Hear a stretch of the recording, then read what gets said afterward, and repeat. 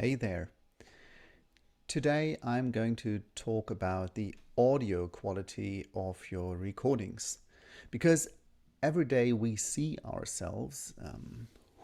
That's easy to confirm how we look, but we hardly ever hear ourselves. So, when did you last listen to a recording of your own voice? Yeah, so I took the pain and tried out different settings to give a comparable result. I am sitting in a very quiet room. There is a sofa and curtains, so the room absorbs all of the room sound.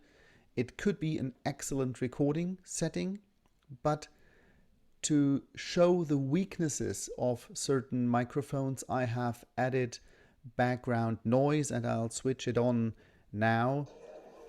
So that is coffee background noise chatter, and it will stay the same throughout the recording. It can be quite disturbing for me, but depending on the microphone, it should be okay for you.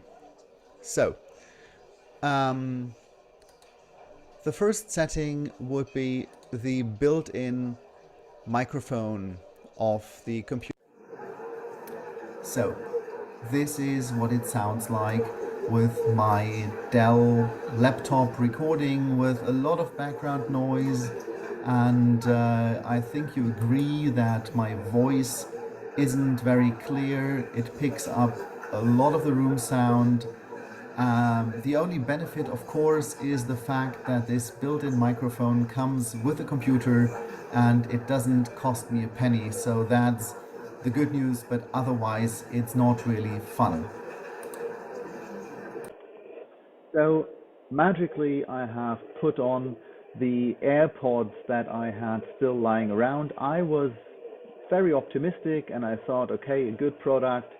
Um, if you buy them today, AirPods first generation, then you still pay 110 euros, but you will notice that the AirPods pick up quite a bit of the room sound, and the hissing sounds, the S sounds are just terrible. So the sound quality is really surprisingly bad, really bad. The room sound is, well, kind of, naja, better than the built-in microphone, but the costs, I mean, don't buy AirPods to improve your microphone settings, your recordings for Zoom. That simply doesn't work. Now, magically, you see me with these headphones on. Those are wireless over-ear headphones from Sony. I love them for traveling in a train and if I want to work in a noisy environment. And honestly, the background noise from that cafe sound doesn't disturb me anymore. But you will realize that the voice quality also isn't that good. The hissing sounds are slightly better than the AirPods. There is still quite a bit of room sound, and of course, I mean, the price is prohibitive. Yeah, so you definitely you may want to love them for traveling, but you don't want them for recording anything like a podcast or a lecture series or anything. Now, I also have an external camera which has a pretty good microphone built in, and you will hear that the hissing sounds are back and the sound is crisp and clear.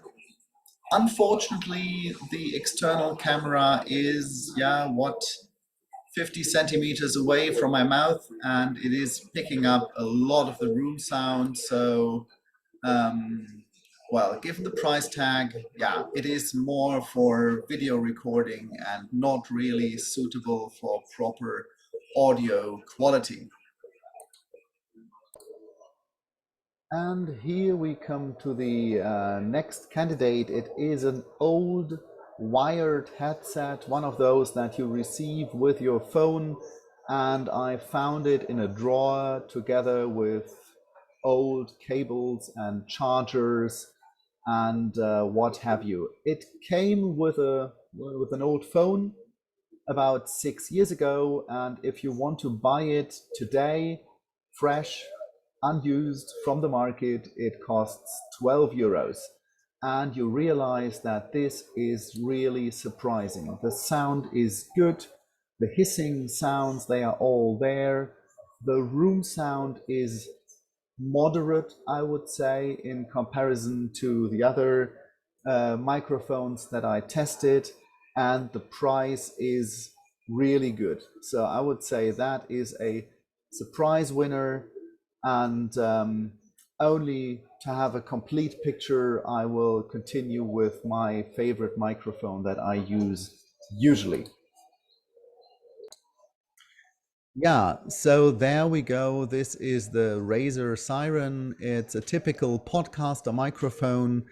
It costs about 90 euros, and then you need a nice microphone stand, preferably a heavy one, to make sure that you can safely adjust the microphone very close to your mouth.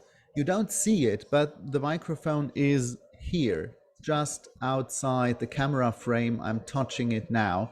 So that is an important aspect to keep out the room sound, that the microphone is much closer to your mouth than the room sound source is. So I'm switching off the room sound now.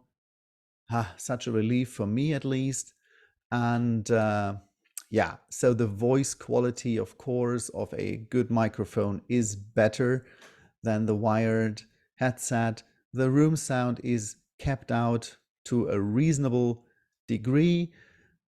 Usually Zoom tries to lock out the room sound. I deactivated this setting because it also cuts down on the quality of your voice recording when you have this activated. And the more Zoom is working against the room sound, the more it compromises on the recording. So to get a good recording, you need to cut down on the room sound that is recorded by the microphone. Yeah, you can't entirely rely on Zoom to remove the sound of traffic passing by, of air conditioning, of whatever.